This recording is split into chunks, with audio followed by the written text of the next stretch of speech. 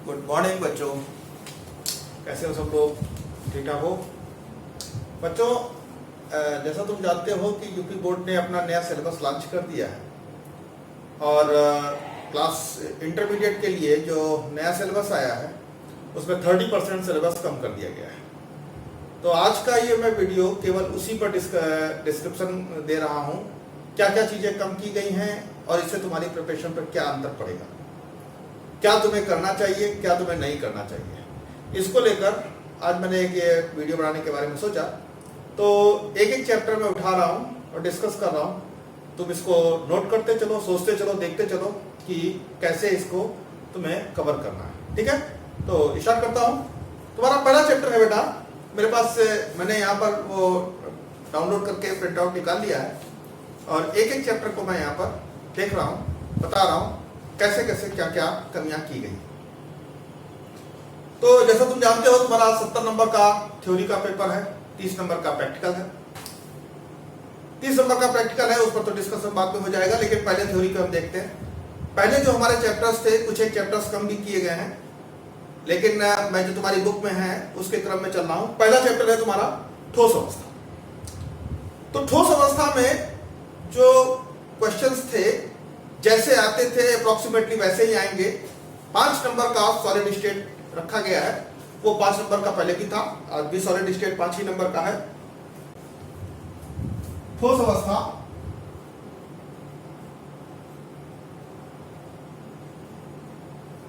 ये 5 नंबर का है। ठीक है, इसमें कोई बहुत ज्यादा परिवर्तन नहीं हुआ है।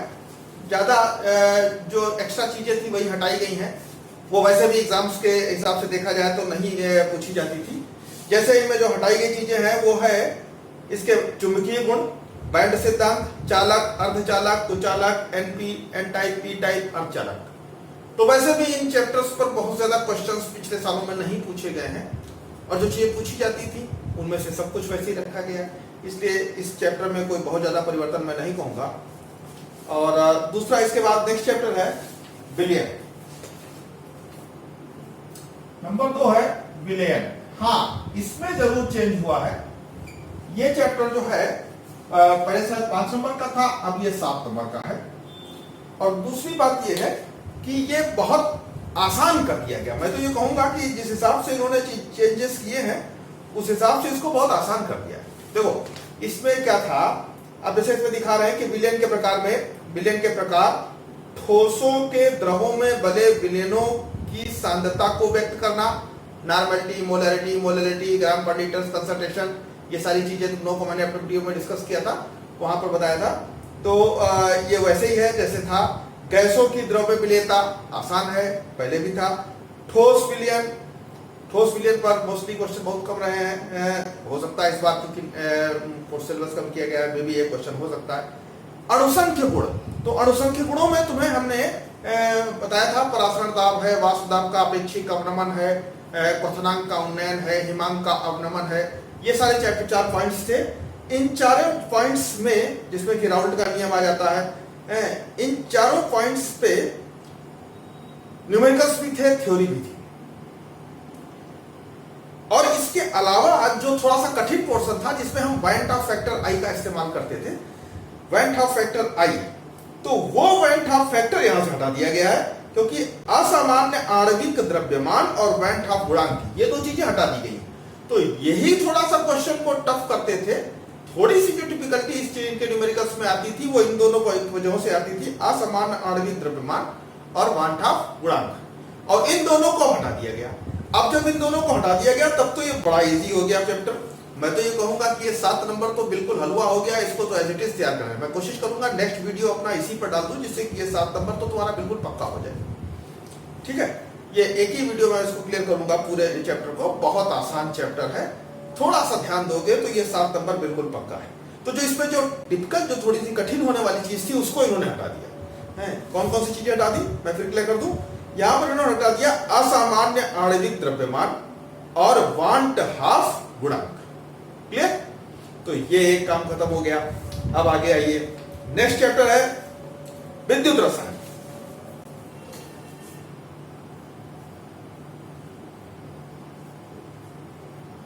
विद्युत रसायन में देखना क्या हुआ है, विद्युत रसायन 5 नंबर का है। ठीक, ये तो खैर था पहले भी। 1 नंबर का शायद बढ़ोतरी की गई, पहले शायद 4 नंबर का था।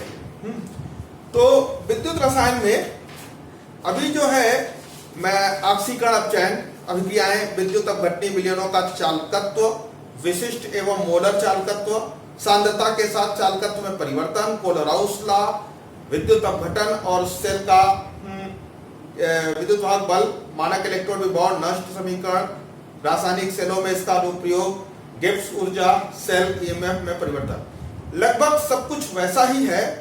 मेरे ख्याल से कुछ अनुप्रयोग में इन्होंने कमी की होगी। और जी हाँ, बिल्कुल सही है। इन्होंने जो शुष्क सेल और विद्युत अपघटनी सेल और गैल्वनी सेल, सीसा संचायक सेल और ईंधन सेल और संचारण, यानी कि उपयोग, यानी चैप्टर जहां खत्म होता था उस चैप्टर में एक चीज इंपॉर्टेंट थी जो इसके उपयोग कह सकते हैं या थोड़ा विशिष्ट था, वो था बेटा इसमें हाँ, सीसा संचायक सेल। सेल के जो प्रकार में है, विद्युत अपघटनी गैल्वनी सेल, शुष्क सेल, सीसा संचायक सेल, ईंधन सेल, ये सारे जो प्रकार थे उनको इन्होंने हटा दिया। तो ये एक छोटे छोटे पॉइंट्स थे, इन पर हेडिंग्स थी छोटी छोटी और टिप्पणियां इस पर आया करती थी वो छोटी छोटी, और बड़ा अच्छा था। वैसे तो मैं यूं कहूंगा कि ये सवाल जो है सीसा संचायक सेल अक्सर पूछा जाता था। ईंधन सेल में कई बार क्वेश्चन आए हैं, संचारण, लोहे पर जंग वगैरह लगना, इसका एग्जाम्पल हम लोग बताया करते थे। वो क्वेश्चंस ठीक थे, बट अब इनको हटा दिया गया है। चलिए कोई बात नहीं, कोई बहुत ज्यादा मैं ये कहूंगा कि फायदा ही है, नुकसान नहीं है, क्योंकि बाकी तो सिलेबस वैसा तो कुछ कम ही हुआ है। चलिए, तो कुल मिला के आपको नहीं पढ़ना है वो है विद्युत अपघटन के नियम, शुष्क सेल, विद्युत अपघटनी सेल, गैल्वनी सेल, सीसा संचायक सेल, ईंधन सेल और संचारण। ये आपको नहीं पढ़ना और बाकी का मैटर आपको पढ़ना है। ठीक, अब आइए इसके बाद देखते हैं नेक्स्ट चैप्टर है अभी रासायनिक बलगति।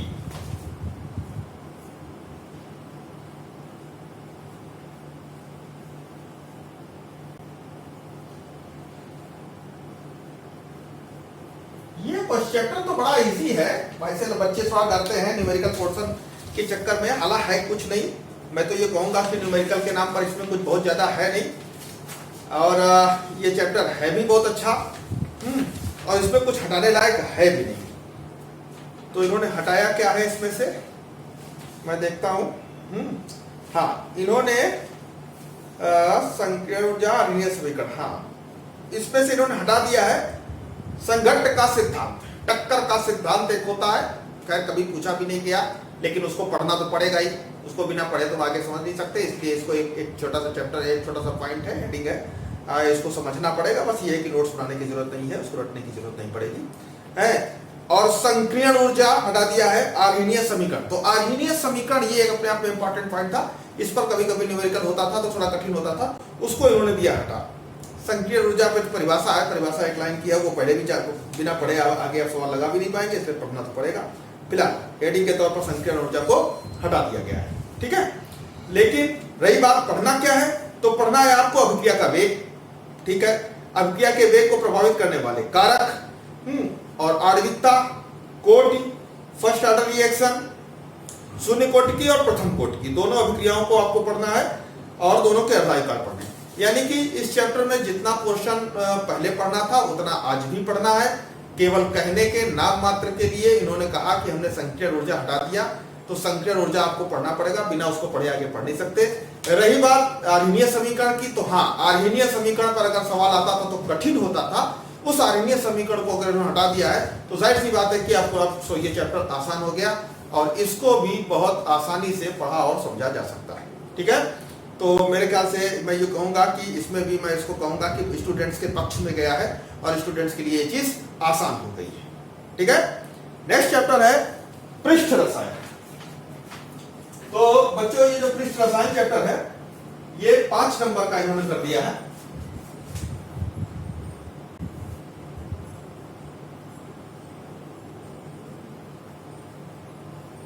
ये चैप्टर भी इन्होंने पृष्ठ रसायन जो है ये बना दिया है 5 नंबर का, और रासायनिक बलगति भी 5 नंबर का।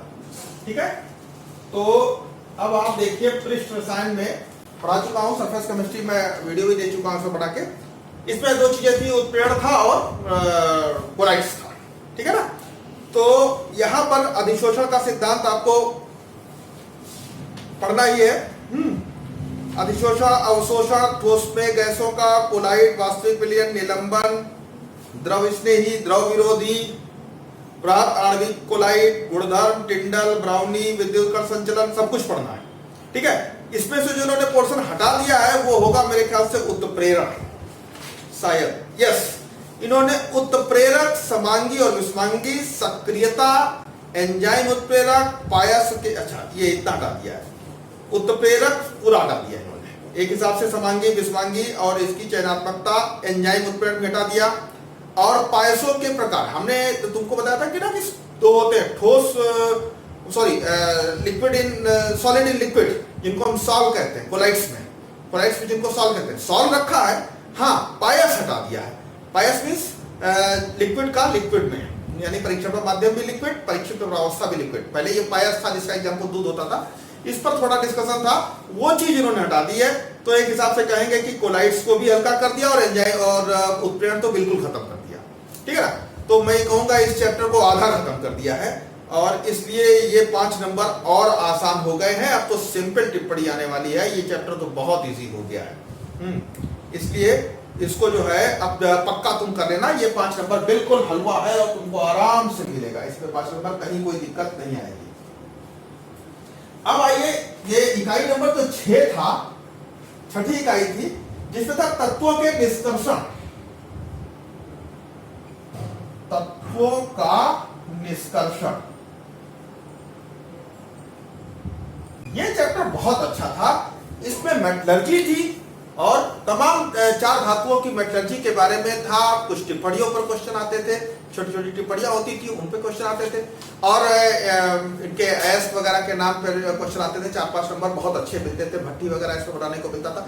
लेकिन इस शायद पूरे चैप्टर को इन्होंने हटा दिया है, या इन्होंने क्या किया, इस पूरे चैप्टर को ही हटा दिया है। तो बहुत अच्छा तो नहीं कहूंगा, ऐसा नहीं करना चाहिए था, कुछ तो रखना चाहिए था इसमें, भले 1-2 मेटलर्जी कम करती होती। लेकिन अब चूंकि पूरा चैप्टर हटा दिया गया है, तो एक हिसाब से उन बच्चों के लिए तो अच्छा ही है जिनके लिए कोर्स की इंतजार कर रहे थे। हालांकि हम लोग इसलिए कहेंगे कि हम इंतजार करते थे कि 4 या 5 नंबर बिल्कुल सॉलिड है, 3-4 मेटलर्जी पढ़ लो, 4-5 नंबर बिल्कुल सॉलिड है। लेकिन चलिए कोई बात नहीं, मेटलर्जी वाला पूरा चैप्टर गया। अब धातुकर्म नाम की कोई चीज इंटरमीडिएट के कोर्स में नहीं है और थोड़े से क्वेश्चन लंबे होते थे, बड़े होते थे, लेकिन इनकी टिप्पणियां 1-2 नंबर की बड़ी अच्छी होती थी, मिल जाया करती थी। चलिए कोई बात नहीं, एक चैप्टर और गया, तो ये चैप्टर पूरी तरह से खत्म हो गया। अब आइए, इसके बाद आता है इधर, ये तो था उसमें इनऑर्गेनिक में। अब आइए पी ब्लॉक के तत्व। पी ब्लॉक में बच्चों इन्होंने 7 नंबर रखा है, ये पहले भी था।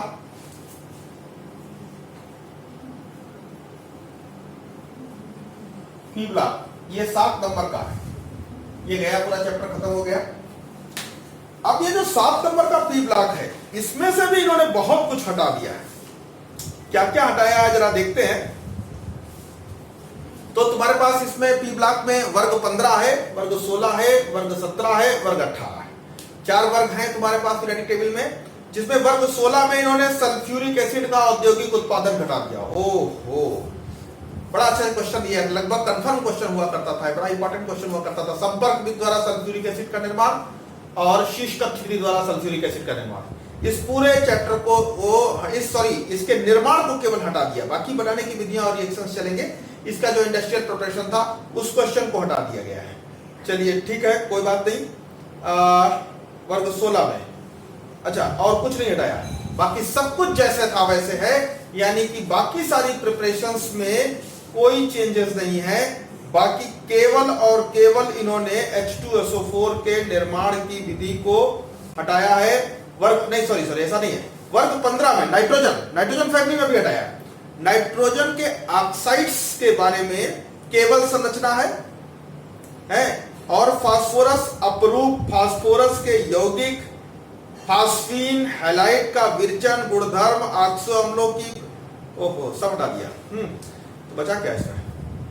अगर ये सब हटा दिया इन्होंने, मतलब नाइट्रोजन के ऑक्साइड्स हटा दिए, फास्फोरस के अपरूप हटा दिए, फास्फोरस में फास्फीन हटा दिया, PCl3 PCl5 हटा दिया, और ऑक्सी अम्ल हटा दिया, यानी कि H3PO4 वगैरह जो होता था उसको भी हटा दिया। तो बचा क्या? अब बचा आपके पास नाइट्रोजन में अमोनिया और नाइट्रिक एसिड। ठीक है, नाइट्रोजन बनाने की विधियां और अमोनिया बनाने की विधि और नाइट्रिक एसिड, केवल 3 यौगिक बचे, केवल 3 यौगिक बचे, बाकी सारे हटा दिए गए हैं। बहुत कम हो गया है।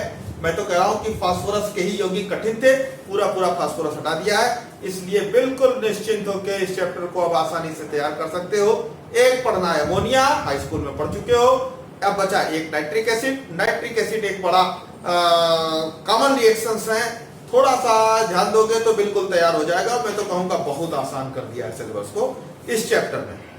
ठीक, अब आइए वर्ग 16 में। तो वर्ग 16 में इन्होंने सल्फ्यूरिक एसिड में बताया, उसके औद्योगिक निर्माण को हटाया है, बाकी चैप्टर जैसे था वैसे ही है। यानी वर्ग 16 में तुम्हें जो है जो पढ़ना है उसमें O2 पढ़ना है, O2 के बनाने की विधियां, ओजोन पढ़ना है O3, और SO2 सल्फर डाइऑक्साइड पढ़ना है, और उसके बाद सल्फ्यूरिक एसिड पढ़ना है, और सल्फर के ऑक्सी अम्ल में केवल संरचनाएं पढ़नी है। सल्फ्यूर यानी कि 4 यौगिक इसमें रह गए आपके पास, ऑक्सीजन, O2, SO2, O3 और H2SO4। और H2SO4 के अलावा H2SO3 और सल्फर के जो ऑक्सी एसिड्स हैं उनकी केवल संरचनाएं हैं, उनके बनाने की विधियां और गुणधर्म के बारे में नहीं पढ़ना है। तो कुल मिला के 4 यौगिकों के बारे में यहाँ पर आपको पढ़ना है। तो इसमें कोई बहुत ज्यादा परिवर्तन नहीं है, ये पहले भी ऐसे था, खाली एक वही हटाया है, क्या कहते हैं, H2SO4 का औद्योगिक निर्माण। ठीक है, अच्छा, बाकी 17 में कोई चेंज नहीं है, 17 जैसे था वैसे ही है। वर्ग 18 में भी कोई चेंज नहीं है, वर्ग 18 में जैसे सामान्य था वैसे ही है। यानी कुल मिला के मैं कहूंगा कि पी ब्लॉक के चैप्टर्स में जो सबसे ज्यादा चेंज आया है वो पहला यानी कि नाइट्रोजन फैमिली में आया है, जिसमें फास्फोरस को पूरी तरह से हटा दिया गया है। तो एक हिसाब से कहूंगा आसानी हो गया, सबसे ज्यादा कठिन रिएक्शंस फास्फोरस के ही होते थे, वो भी हटा दिए गए। अब आइए बच्चों इकाई 8। इकाई 8 में डी और एफ ब्लॉक के तत्व हैं। डी एफ ब्लॉक के तत्व, इसमें हमारे पास 2 यौगिक हुआ करते थे, K2Cr2O7 और KMnO4, पोटेशियम डाइक्रोमेट और पोटेशियम परमैंगनेट। इनके बनाने की विधियां, इनके रिएक्शंस, इनके गुणधर्म होते थे। देखते हैं क्या किया इन्होंने। या लो, 2 के दोनों यौगिक हटा दिए, K2Cr2O7 भी गया, KMnO4 भी गया, इसके बनाने का और गुणधर्म सारे दिए। तो बचा क्या? डी और एफ में बेटा कुछ नहीं बचा, बहुत आसान हो गया ये चैप्टर। केवल मुझे लगता है इसमें अब सामान्य परिचय, इलेक्ट्रॉनिक विन्यास, संक्रमण धातुओं के प्रथम श्रेणी के गुणधर्मों की सामान्य प्रवृत्तियां, धात्विक अभिलक्षण, आयनन एंथैल्पी, ऑक्सीकरण अवस्थाएं, आयनिक त्रिज्या, वर्ण, उत्प्रेरकी गुण, चुंबकीय गुण, अंतराकाशीय यौगिक, मिश्र धातु बनाना। इसमें अब बात हो गई जनरल, आपको जनरल स्टडी करनी है डी ब्लॉक में, वो भी केवल पहली सीरीज की। पहली सीरीज का मतलब स्कैंडियम से लेके जिंक तक का है। तो स्कैंडियम से लेके जिंक तक का वही आयनन विभव, विद्युत इलेक्ट्रॉन एफिनिटी, ऑक्सीडेशन नंबर, इन सब चीजों के बारे में जो कि हम लोग उसमें पढ़ चुके हैं, इसमें पीरियोडिक प्रॉपर्टीज ऑफ एलिमेंट्स पिछले साल उनमें हम पढ़ चुके हैं। वही सारी चीजें यहाँ पर आपको एक बार देखनी है। हाँ, थोड़ा सा एक बार मैं कहूंगा कि उसका वो जो इलेक्ट्रॉनिक कॉन्फ़िगरेशन है, इलेक्ट्रॉनिक कॉन्फ़िगरेशन पर थोड़ा सा एक बार ध्यान से देखना पड़ेगा। फिलहाल चैप्टर में कहूंगा बहुत इजी हो गया, जो मेन रिएक्शंस थे वो सब हट गए, चैप्टर हो गया इजी, बच्चों को मिलेगा मजा, और जितना मजा उतने खुश बच्चे हो गए खुश। 4 नंबर हो गए फ्री फंड के, थोड़ा सा पढ़ना है, 4 नंबर हो गए फ्री फंड। आइए इसके बाद उप सह संयोजन यौगिक, इकाई 9 में आइए आप, उप सह संयोजन यौगिक। बेटा ये जो चैप्टर था बहुत बढ़िया चैप्टर था। इसमें जो कोऑर्डिनेट कंपाउंड्स होते हैं उन कोऑर्डिनेट कंपाउंड्स का नॉमेनक्लेचर था, इसमें आइसोमेरिज्म थी, और जो कॉम्प्लेक्स साल्ट्स होते हैं उनके बनाने का तरीका क्या होता है, वैलेंस बॉन्ड थ्योरी थी, क्रिस्टल फील्ड थ्योरी थी, ये सब कोर्स में था।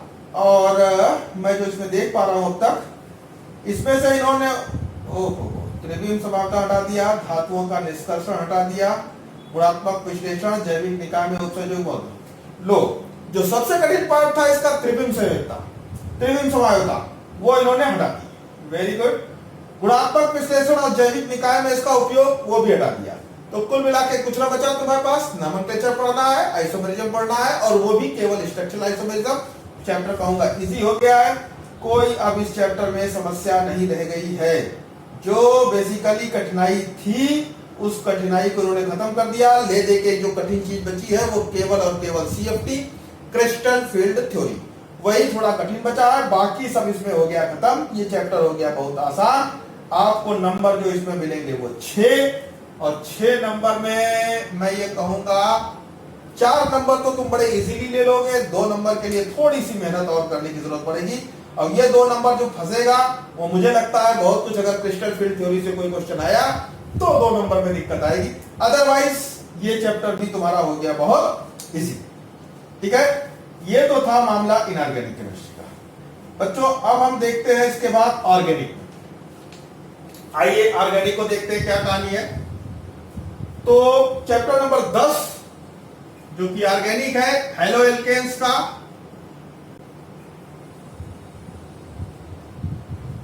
Halo alkanes and arenes. तो इसमें इन्होंने क्या किया है, ओहो सबको हटाया, dichloro, trichloro, tetrachloro, iodoform, freon, DDT, ओहो सब हटा दिया। लो भाई, इसमें भी इन्होंने देखो, डाइक्लोरो तो कोई बड़ा इंपॉर्टेंट कंपाउंड नहीं था,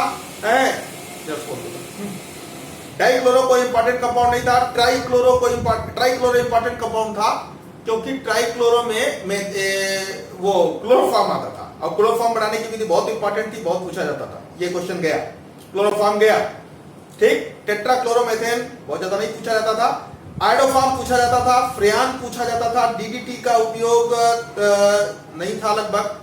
तो ये सब चीजें गई। अब बचा क्या, जरा उसको ही देख लेते हैं। तो इसमें बचा क्या आपको, CX रासायनिक गुण दर, प्रतिस्थापन, अभिक्रियाएं और क्रियाविधि कुछ नहीं है। यौगिक के नाम पर कुछ नहीं बचा। हेलो एल्केन्स में नाम पद्धति है, C और X आबंध की प्रकृति, भौतिक और रासायनिक गुणधर्म, प्रतिस्थापन, अभिवर्ण, घूर्णन। एरीन्स में CX बांध की प्रकृति, प्रतिस्थापन, अभिक्रियाएं, केवल मोनो प्रतिस्थापी यौगिकों में हेलोजन का दैशिक प्रभाव। मतलब ये कि केवल और केवल क्लोरोबेंजीन की सब्स्टिट्यूशन रिएक्शंस आपको इसमें पढ़नी है। और अगर मैं वहां कहूं कि एल्केन में, सॉरी एलिफेटिक में, तो एलिफेटिक में केवल C2H5Br के एक की भौतिक और रासायनिक गुण आपको पढ़ने हैं। ठीक, यानी कि 2 कंपाउंड्स पढ़ने हैं, C2H5Br और C6H5Cl। इनके केवल आपको प्रॉपर्टीज देखनी है, बाकी सब कुछ चला गया। ये भी काफी कुछ चेंजेस किए इन्होंने इस चैप्टर में। चलिए इसके बाद chapter number 11, alcohol ether. Alcohol, ether और फिनाल। एल्कोहल, ईथर और फिनाल। ठीक है, जरा इसके बारे में देख लेते हैं क्या कहानी है। इन्होंने, अच्छा हाँ, हेलो एल्कोहल मैं बता दूं, ये 5 नंबर का है और ये भी इन्होंने 5 नंबर का रखा है। एल्कोहल, ईथर और फिनाल, ये भी 5 नंबर का है। और इसमें जो है, जो कुछ पहले तो बता दें, एल्कोहल की नाम पद्धति, विरचन की विधियां, भौतिक रासायनिक गुण, प्राथमिक, द्वितीयक, तृतीयक एल्कोहल में पहचान, निर्जलन की क्रियाविधि। अच्छा, निर्जलन की क्रियाविधि, चलो ठीक है, ये मैं अगले वीडियो में बताऊंगा, पढ़ाने वाला जा रहा था, लेकिन ठीक है। ये दोनों चीजें, यानी प्राइमरी, सेकेंडरी, टर्सरी एल्कोहल में विभेद करना और एल्कोहल का डिहाइड्रेशन, ये 2 चीजें आपको पढ़नी है। और फिनाल्स में क्या करना है, विरचन की विधियां, भौतिक रासायनिक गुण, फिनाल की अम्लीय प्रकृति, इलेक्ट्रॉन रागी प्रतिस्थापन अभिक्रियाएं और फिनाल के उपयोग। फिनाल में कोई चेंज नहीं है, फिनाल जितना था उतना ही है। हाँ, एल्कोहल्स में मुझे लगता है इन्होंने मेथिल अल्कोहल और एथिल अल्कोहल की बनाने की विधियां उड़ा दिया होगा, आई थिंक सो, मैं देखता हूं। अल्कोहल्स, अल्कोहल, यस, वही किया इन्होंने, अल्कोहल फिनाल, मेथेनॉल और एथेनॉल का उपयोग खत्म कर दिया है। ठीक, कोई बात नहीं, उपयोग तो वैसे भी बहुत ज्यादा हम लोग नहीं ध्यान देते थे। खैर, मेथेनॉल और एथेनॉल का उपयोग खत्म किया है, बाकी चीजें जैसे थी लगभग हैं। हाँ, विरचन की विधियां, भौतिक, रासायनिक गुण सब है। ठीक है, तो बनाने की विधियां सब चलेगा, वो मैं पढ़ा रहा था। बनाने की विधियां एथिल अल्कोहल, मेथिल अल्कोहल दोनों चलेगा, और फिनाल भी चलेगा। और केवल गया है इस चैप्टर में, या इस चैप्टर में केवल और केवल जो इन्होंने हटाया है वो है उपयोग मेथेनॉल और एथेनॉल के। कोई बात नहीं, ठीक है। अब आइए इसके बाद चैप्टर नंबर 12 में था एल्डिहाइड, कीटोन और कार्बोक्सिलिक एसिड।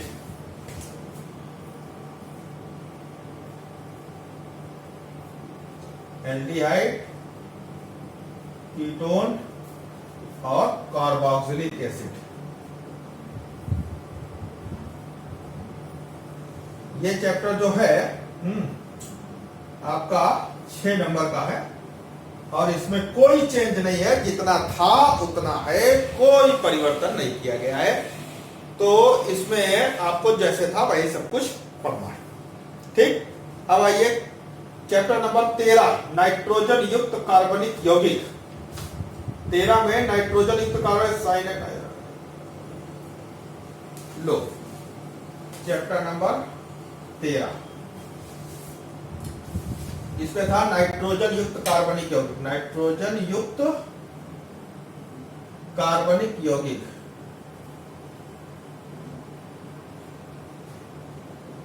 Organic compounds. बेटा ये चैप्टर जो है तुम्हारा ये 4 नंबर का है। इसमें था पहले प्राइमरी एमीन, साइनाइड और आइसोसाइनाइड और नाइट्रो, ये 4 चीजों के बारे में, 4 समूहों के बारे में इस चैप्टर में हम लोग पढ़ते थे। लेकिन इसमें केवल रह गया एमीन, जिसमें से साइनाइड हटा दिया, आइसोसाइनाइड हटा दिया, नाइट्रो हटा दिया, तो कुल मिला के ये सब कुछ हट गया। बचा आपके पास केवल और केवल एमीन। ठीक है ना, तो एमीन बचे हैं, एमीन के बनाने की विधियां और गुणधर्म, उपयोग, प्राइमरी, सेकेंडरी और टर्सरी एमीन। तो क्वेश्चन में कहेंगे, मैं कहूंगा लगभग 50% मटेरियल इसमें से, 50 का लगभग 60% मटेरियल इसमें चैप्टर में से हटा दिया गया है। ये चैप्टर और छोटा हो गया है, वैसे भी छोटा चैप्टर था, अब ये और भी छोटा हो गया है। ठीक है, अब आइए क्वेश्चन चैप्टर नंबर 14, जिसको हम कहते हैं जैव अणु।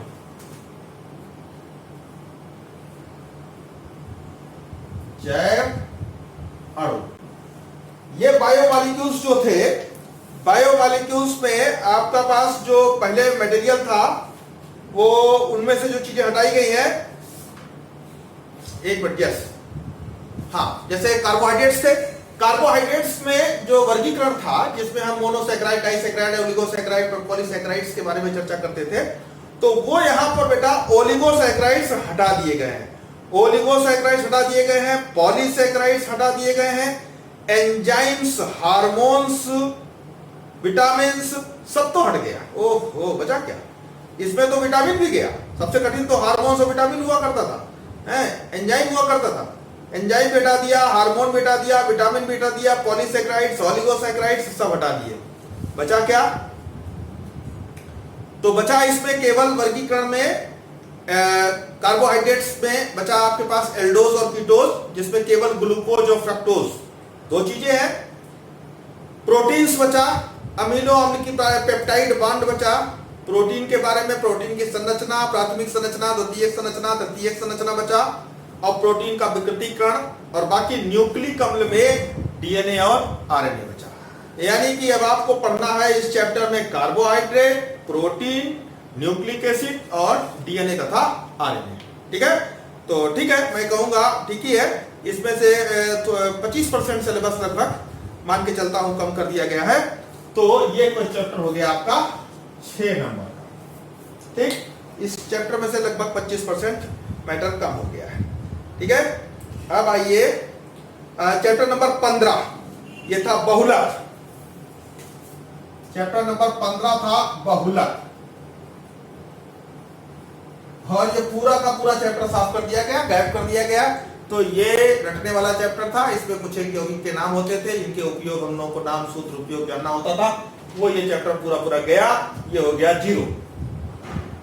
ठीक, अब आइए इसके बाद है दैनिक जीवन में रसायन। एक चैप्टर होता है दैनिक जीवन में रसायन।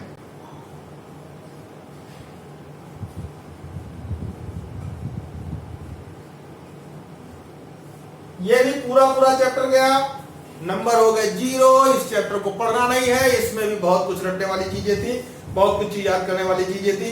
लगभग सब कुछ साफ हो गया है, जिसमें औषधियां थी, साबुन था, संश्लिष्ट पारजक थे, तमाम प्रकार की दवाइयां थी, खाद्य परिरक्षक थे, रासायनिक परिरक्षक थे, ऑक्सीकारक थे, प्रतिऑक्सीकारक थे, मधुमेह का संश्लेषित मधुकरक थे। ये सारे यौगिक थे, ये सारे यौगिक सब हो गए खत्म, और इस प्रकार से तुम्हारा कोर्स होता है पूरा।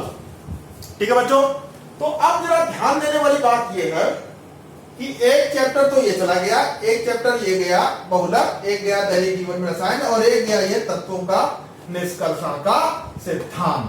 तो ये बहुत अच्छा चैप्टर था, लेकिन चला गया 0, और एक चैप्टर ये गया 0, एक ये चैप्टर गया 0।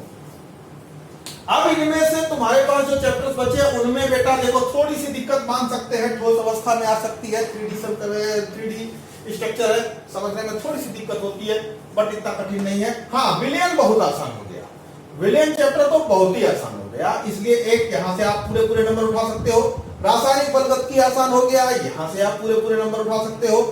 पी ब्लॉक में जैसे था वैसे ही है, बहुत ज्यादा परिवर्तन नहीं, लेकिन फिर भी फास्फोरस के हट जाने से मैं कहूंगा बहुत आसान हो गया, क्योंकि फास्फोरस के यौगिक हट गए हैं। डी और ब्लैक में 2 ही यौगिक थे, K2Cr2O7 और K1O4, दोनों हटा दिए गए।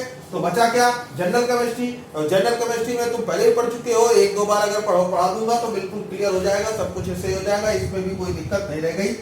उप सहसंयोजी यौगिकों में बेटा जो मेन टिपिकल पॉइंट था, तो जो स्टीरियो आइसोमेरिज्म होती थी, उस स्टीरियो आइसोमेरिज्म को हटा दिया गया। बचा क्या? Structural isomerism, nomenclature. तो वो आसान है, एक बार पढ़ लोगे क्लियर हो जाएगा, तो फिर झंझट नहीं रहेगा। ये चैप्टर भी मैं कहूंगा आसान हो गया।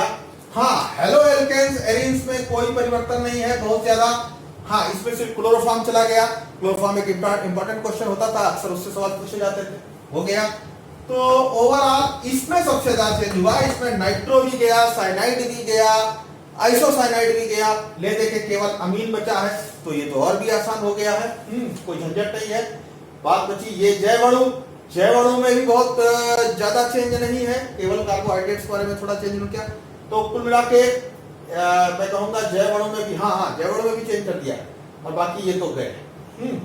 तो कुल मिला के सिलेबस जो है कहने को 30% गया है, लेकिन आसान बहुत हो गया, जो चीजें कठिन थी वो हटा दी गई हैं। तो ओवरऑल मैं ये कहूंगा ऑल द बेस्ट, तुम लोग एक बार फिर से जुटो, पेपर आसान हो गया है। अब जो है जो तैयारी करोगे तो मुझे लगता है बहुत ज्यादा समय इसमें खर्च नहीं होगा, और ये सब कुछ चैप्टर बड़े आसानी से कवर किया जा सकता है। ठीक है, इसी हिसाब से तैयारी करो, भगवान सफलता दे, अच्छे नंबर दे, मेरी दुआएं हैं। और मैं कोशिश करूंगा आगे, अब इस क्रम में मैं इसी का इंतजार कर रहा था कि क्या क्या हटाने वाले हैं, क्या मैं पढ़ा रहा हूँ, क्या मैं छोड़ूं, क्या पढ़ाऊं। हाँ, बहुत कुछ तो ये हटाने वाले होंगे, अब देख रहे थे तो अब ये आ गया है, इस पर डिस्कशन हो गया, मैं आगे बताता रहूंगा।